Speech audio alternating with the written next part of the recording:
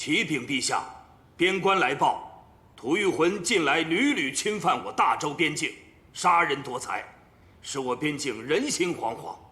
臣请陛下恩准臣带军队前去杀敌卫国。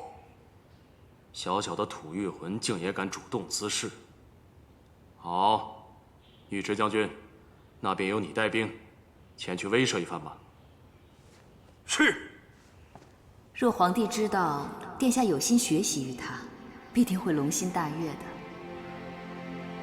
哎，等一等，父皇，此等小事就不必劳烦尉迟将军了。小小吐谷浑，请父皇准许孩儿率兵出征。你以为出征是闹着玩的吗？退一边去。父皇，儿臣知道出征绝非儿戏，故儿臣近来已熟读兵书。古人皆云，不可纸上谈兵。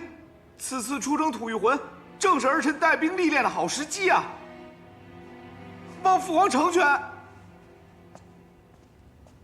陛下，太子殿下能有此番壮志雄心，为陛下分忧，实乃好事。臣以为，让太子殿下到战场上历练一番，也未尝不可。高司徒，战场上刀剑无眼，你如此鼓动殿下上战场，是何居心啊？国家所需，太子有心出力，你却问我有何居心？我还要问你有何居心呢？好了好了，本宫是自愿出征的，你们二人吵什么？真是莫名其妙。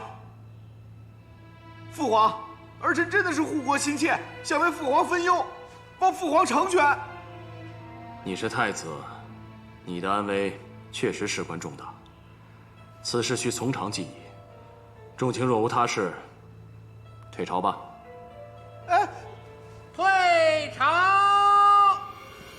陛下万岁万岁万万岁！启禀陛下，太子在殿外求见。看来他决心很大呀。让他进来吧。是。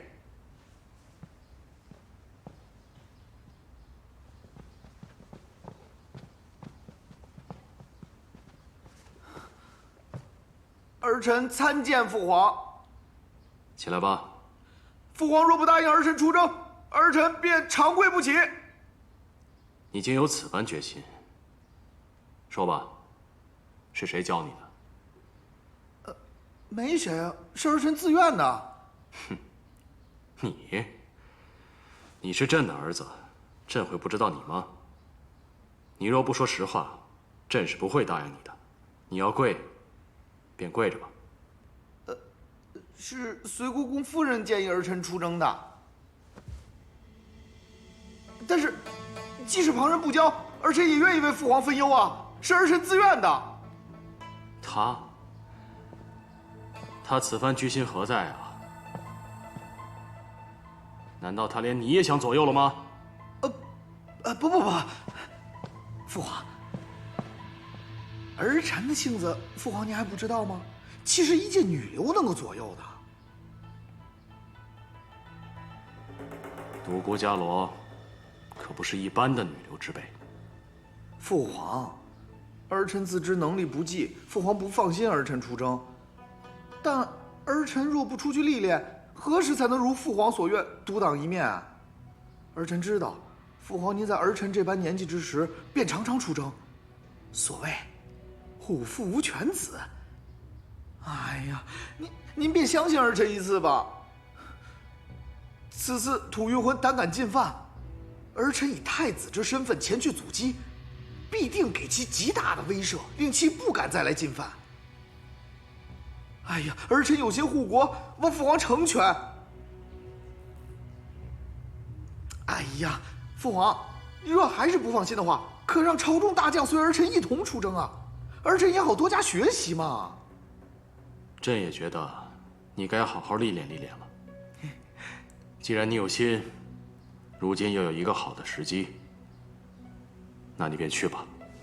多谢父皇，儿臣定不辱使命。走吧，宝贵。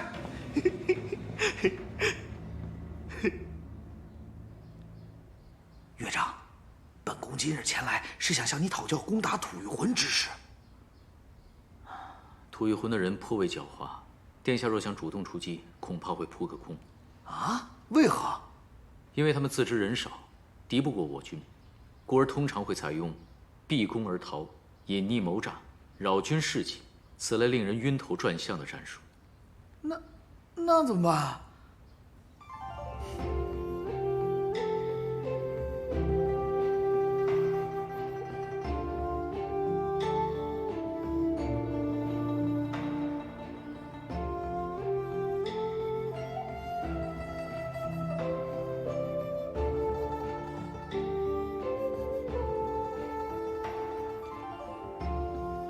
妙计呀，岳丈，妙计呀！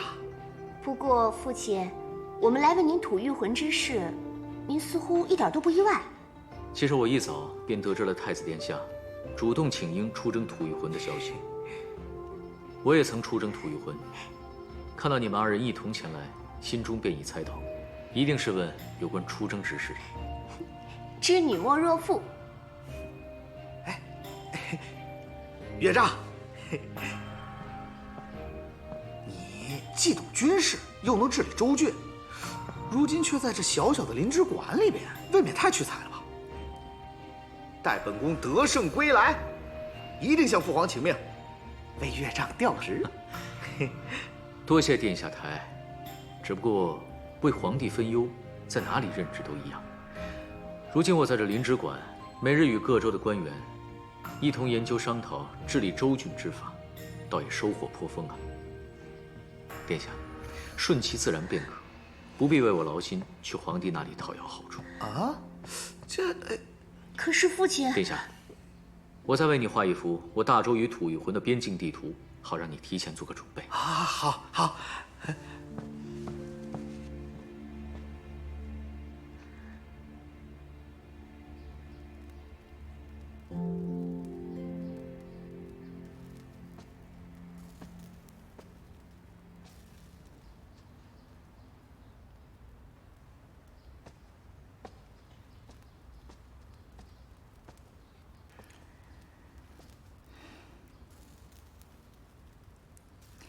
他会平安归来的，你别担心。母亲怎知我在想什么？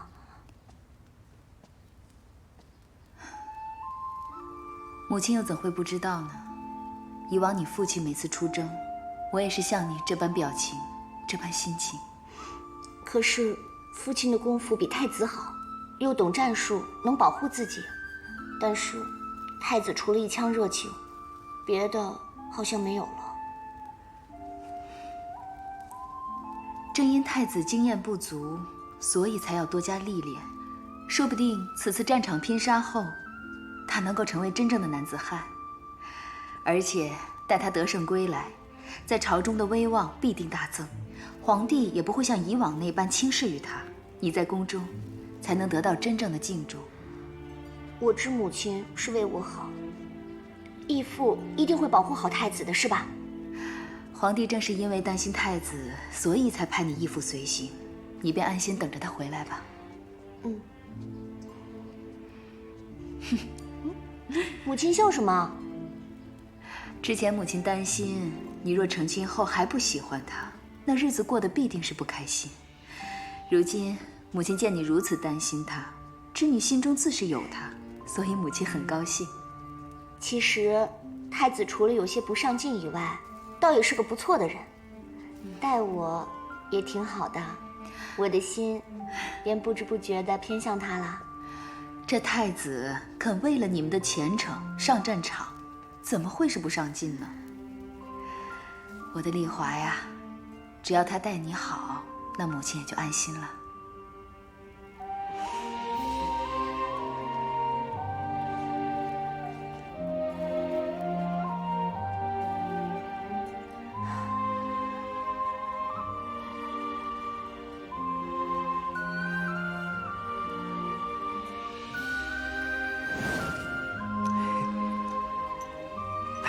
结实了，哇，这个特别沉。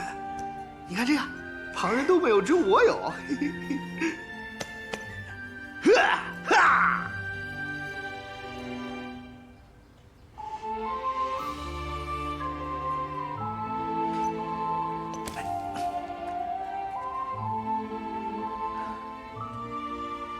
丽华，待会凯旋，你再帮我亲手放上去。嗯，放心吧，啊。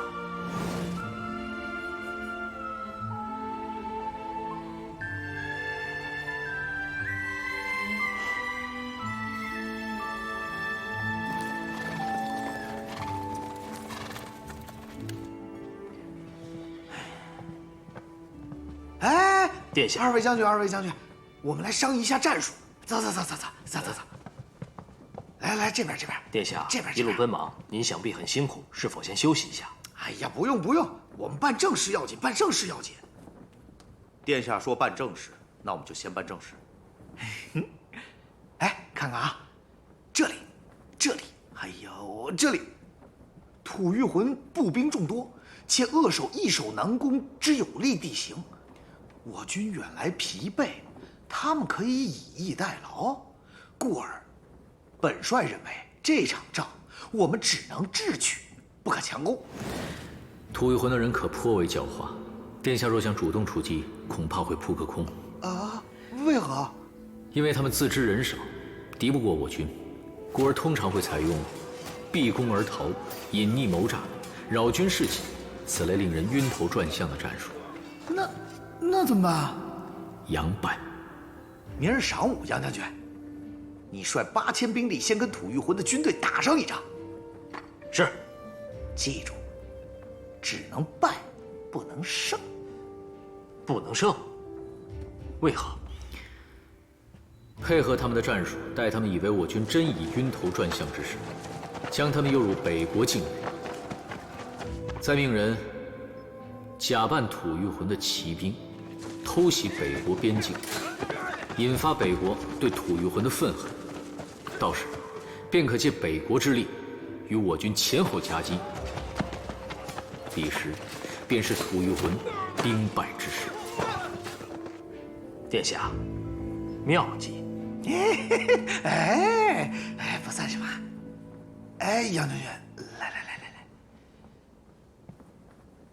明日虽是让你佯败，二弟，你这背后的军师当得不错嘛。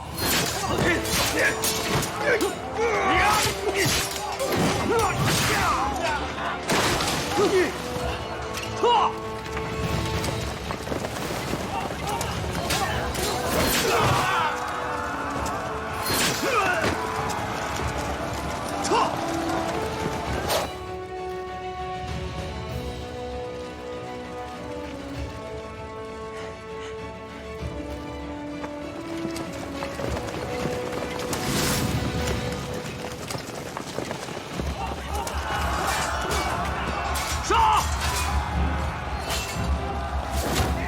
公元578年3月，周国太子宇文赟率军回击犯境之吐谷浑军队，使妙计借北国之力，以极少的伤亡大败吐谷浑。首次出征的他，一战成名。呀！你慢点吃。云儿真是长大了，不但能主动请缨去打仗，还能打个大胜仗回来。孩儿也是为了日后跟丽华的日子能过得好一点，我才去的。为了日子能过得好一点，这是何意啊？母后，孩儿的意思是，我主动请缨去打仗，得胜归来，父皇他就不会看不起我了。这样，我与丽华今后的日子才能过得舒心一些。云儿，这建功立业，应当是一个男子汉毕生的志向。你身为太子，更该有顶天立地之志。此次出征，你虽然凯旋，但若只为了儿女私情，那母后便不得不说你眼界太小，切莫像女儿家一样小家子气。哦，殿下的意思是，所谓治国必先齐家，先稳固了我们的小家，他才能全心的为国之大家而拼搏。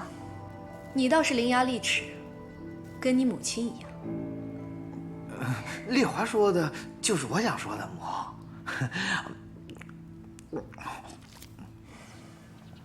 这治水嘛，儿臣记得东汉有2位精通地理的水官，一位叫王吴，另一位叫王景。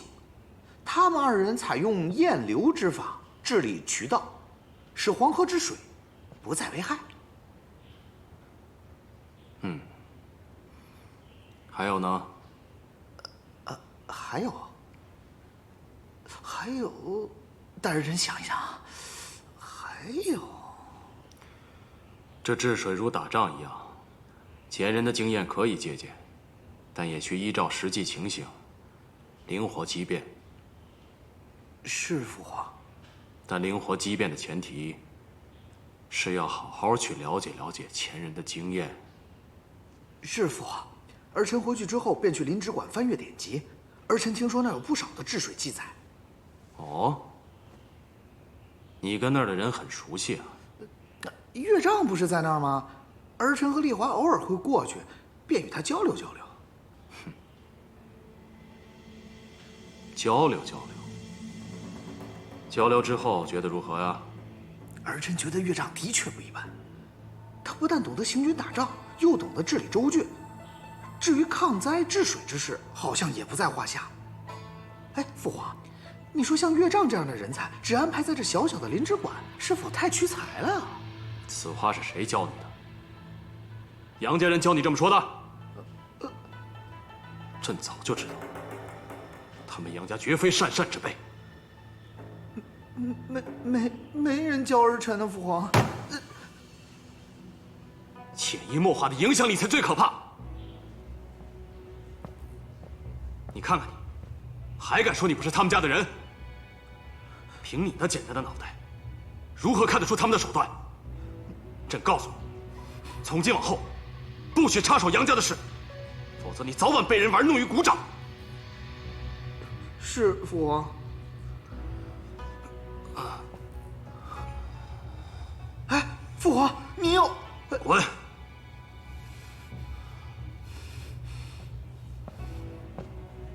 宝贵，走。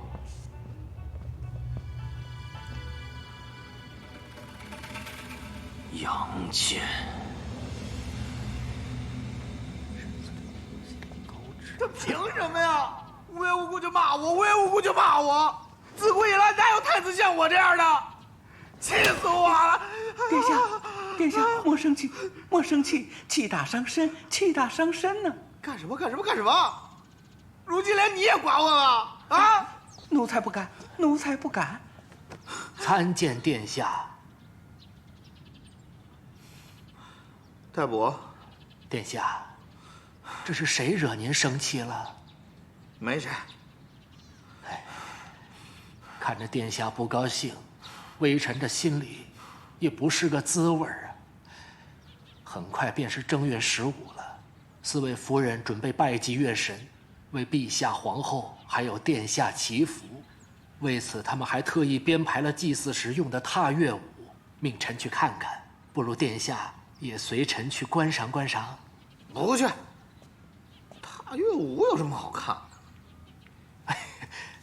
殿下，这踏月舞可不是无趣的祭祀之舞啊，乃是古时祭司与月神通灵时所用的舞蹈，非处子美人不可舞，舞姿甚是惊艳呐。原本已经失传多年，是微臣无意间在一本古书中找到的步法，难得一观呐。不就是个舞吗？看你说的玄乎其玄的。哎呦，殿下，观舞还是其次，您是不是该去看看4位夫人了？自成亲后，您似乎将4位夫人都给忘了吧？殿下，如今您也身居朝堂了，那4位夫人的父亲多多少少还是能为您做一些事情的。倘若您一直冷落他们，恐怕他们的父亲心中多少会有一些想法的呀。切，谁敢对本宫有想法？殿下，人心是靠笼络的。这4位夫人的父亲，毕竟都是朝中大臣。您如此冷落他们，那是会影响君臣关系的。到时陛下还不是要怪罪于您？行吧，跟你去看看也无妨。殿下请。哎，下去。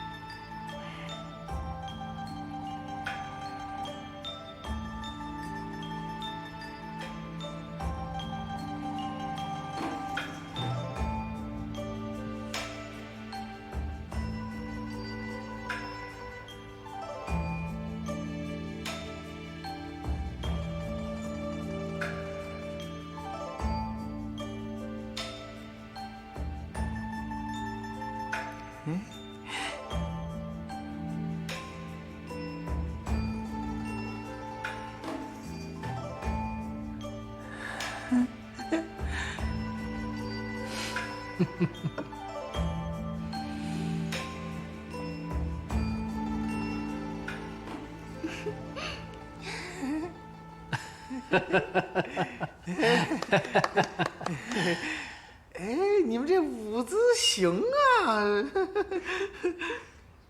殿下，听闻殿下近来已经开始处理政事，想必很累吧？妾身为您揉揉，放松放松。哎，小手还挺有力道的啊！往上面，殿下，殿下时常看书，双目必定疲累。妾身为您备了一壶菊花酒。这菊花酒呀，有明目之功效呢。妾身敬您一杯。这酒能明目？哎呀呀，这酒洒了！殿下，您看，您看，您看呀，都湿了。都湿了呀！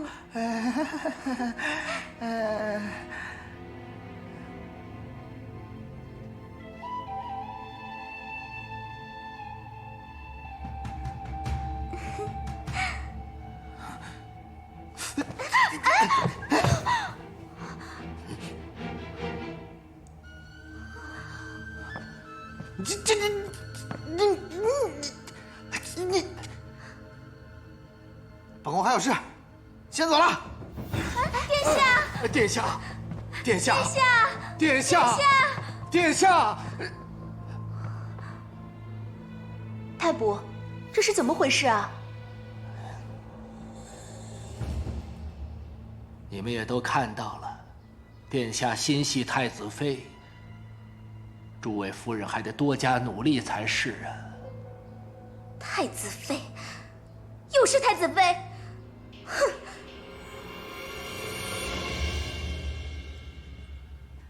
怎么突然出宫来了？有事？看来事情还不小。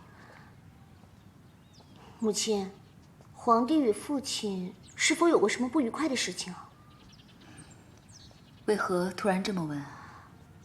昨日太子请求皇帝为父亲调职，却被皇帝痛骂一顿。若不是曾经有过不愉快的事，只是调职罢了，他们又是结拜的兄弟，为何皇帝会如此大动肝火？他还是没放下。母亲，你在说什么？有些事情是时候让你知道了，这样你日后在宫中才能够更加小心。母亲，到底是何事啊？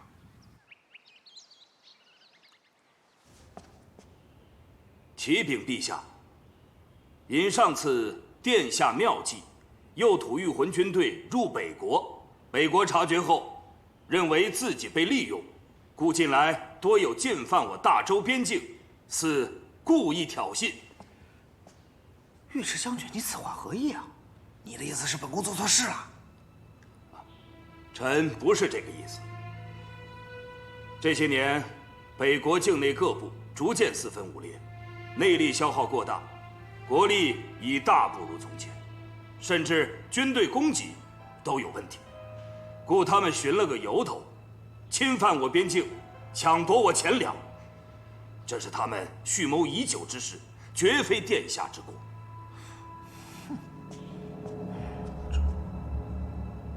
那尉迟将军，你以为该如何呀？臣以为，应当派军队前去敲打敲打，但未免两国百姓因战事而遭殃。可先与对方谈，谈不拢再打也不迟。而最合适的人选，便是杨坚，因之前杨坚曾与北国可汗有所往来，而北国也曾派兵相助杨坚所率的伐齐军队，故臣以为，你难道不知道杨坚现于临直馆做事吗？比起战场，临直馆更需要他。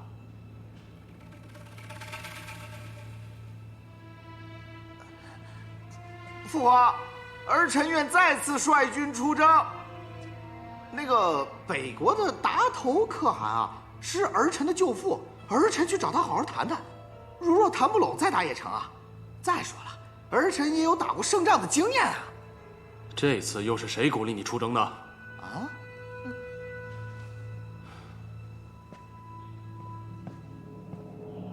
北国不比吐谷浑，你以为是你耍点小聪明便能打败的吗？只不过是打了一场胜仗而已，就敢如此轻敌。你是太子，是一国储君，被人随意怂恿一番，就嚷嚷着要出征啊？有没有半点自己的想法？朕还能指望你什么？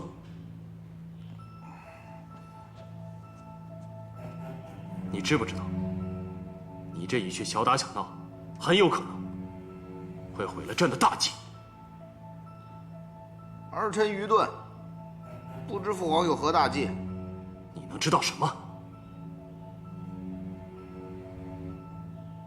正如尉迟将军所说，如今北国内部四分五裂，国力日衰，是时候该拓展疆土了。夫朕决定亲征北国，扬我国威。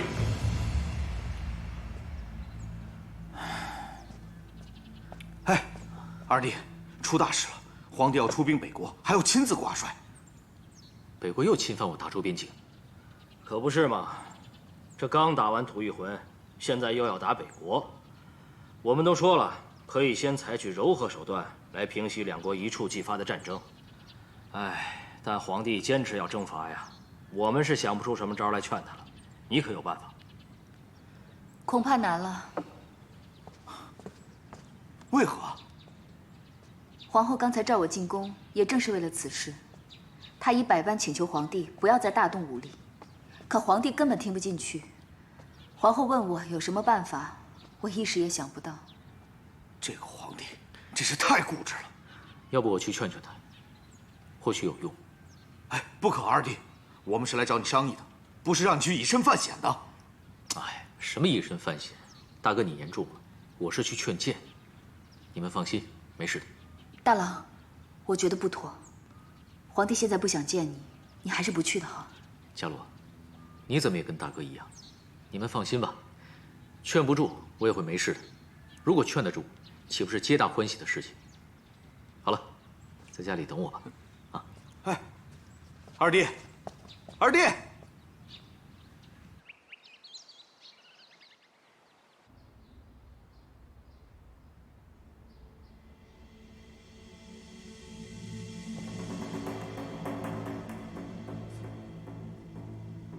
为何偏偏只有他来劝呢？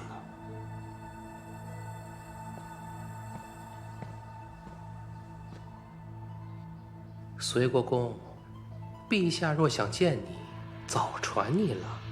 你看你等了那么久，陛下都未松口，你还是回去吧。见不到陛下，我是不会回去的。隋国公，你又何必如此固执呢？待会儿惹得陛下不高兴，你可担待不起。你也莫让我们为难了，还是回去吧。你一直这样跪着，陛下不想见你，你也见不到。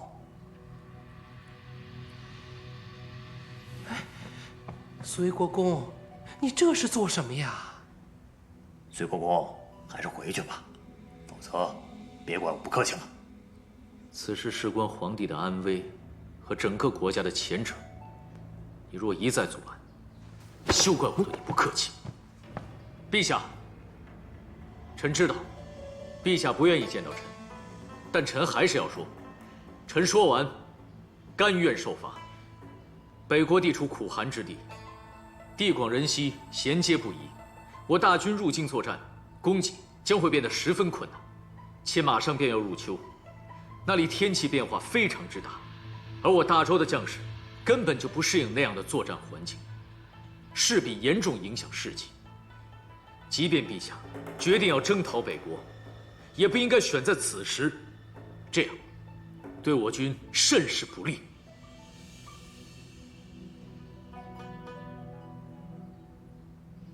隋国公，你看，你说了那么多，陛下还是不理你，所以你还是回去吧。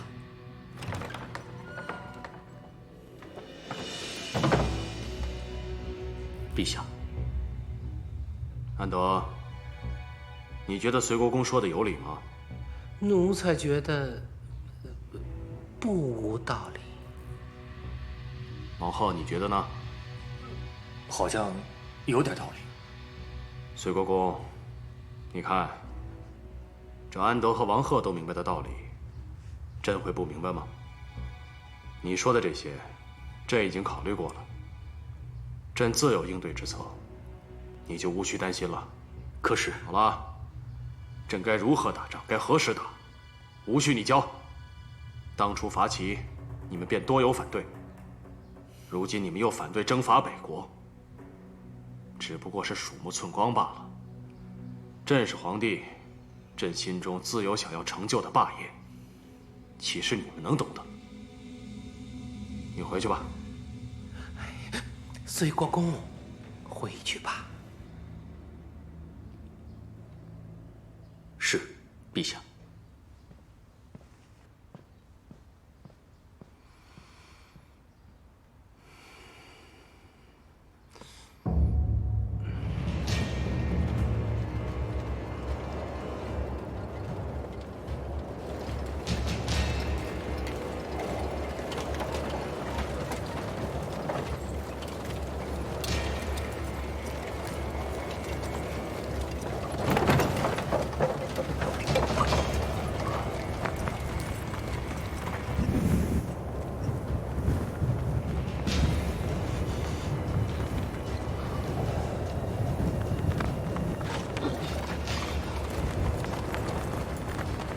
陛下，你没事吧？陛下，这风刮得蹊跷，不如我们一阵风而已。传朕令，继续前行。臣遵旨，继续前行。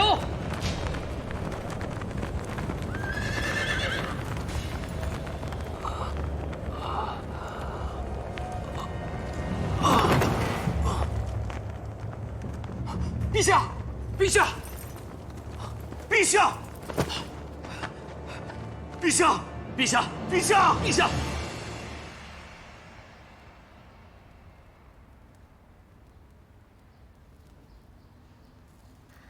到底如何？皇帝要不要紧？回禀皇后，陛下早年留存在体内之毒尚未排尽，长期日夜操劳，近来本就体弱气虚，加上情绪急躁不稳，怒火攻心。大军出发之时，刮起蔽日风沙，寒气侵入陛下龙体。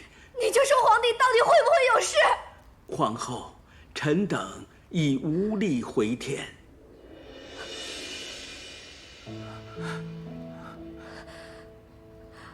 皇帝绝不能有什么事。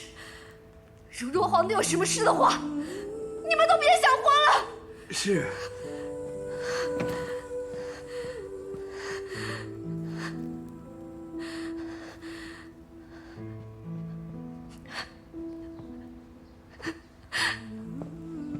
为什么会这样？你醒过来好不好？你醒过来好不好？哎呦！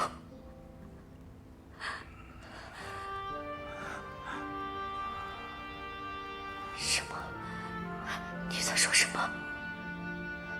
伽罗。伽罗？难道这个时候你还在说伽罗？伽罗？那我算什么？我算什么？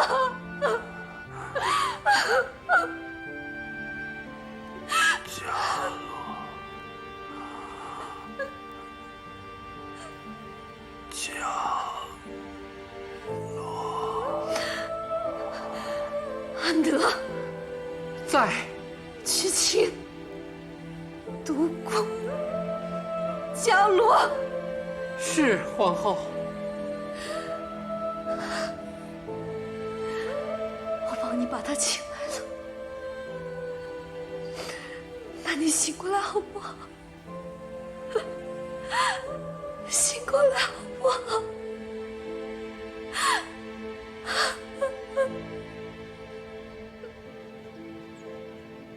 传皇后口谕，急召随国公夫人独孤伽罗进宫。臣妇领旨。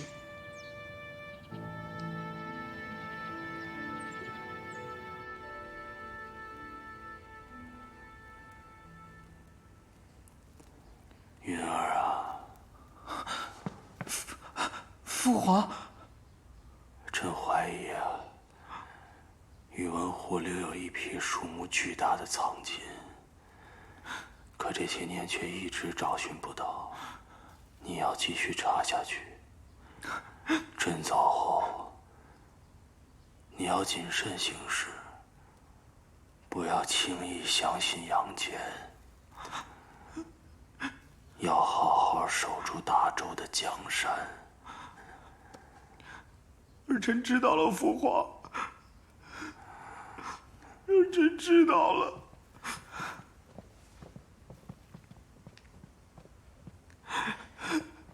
启禀皇后，随国公夫人到了。参见陛下，参见皇后。他一直等着你呢，你跟他说说话。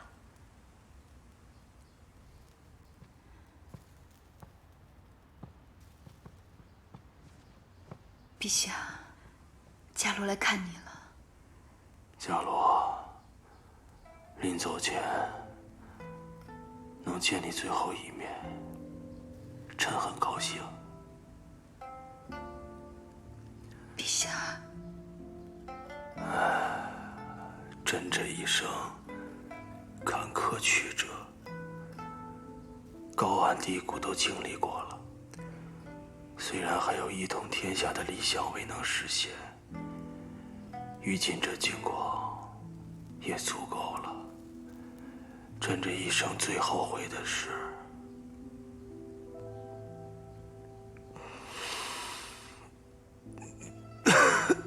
陛下，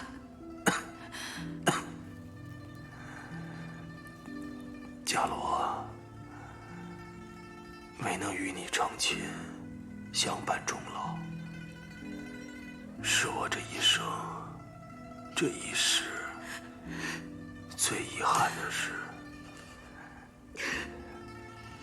原本该是我陪你血液煮酒，该是我陪你青丝渐白，本该是我护你一世周全的。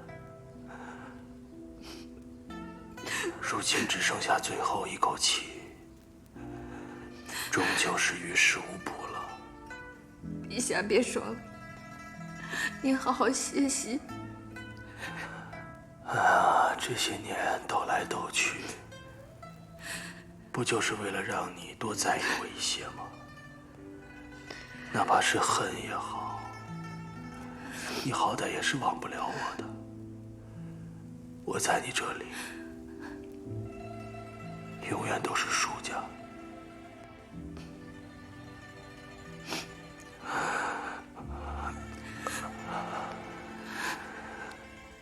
余生还长，我不能在远处守望着你了。你要多保重啊！你的阿勇只能陪你到这儿了。伽罗，你原谅我好不好？我错了。对不起，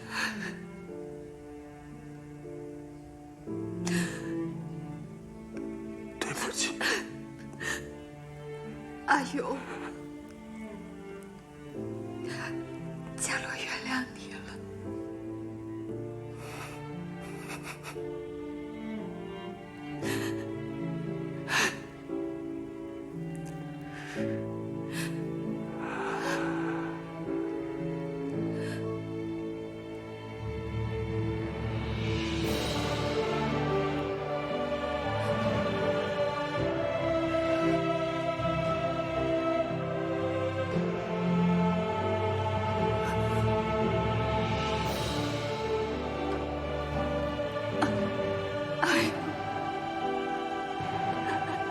哎呀！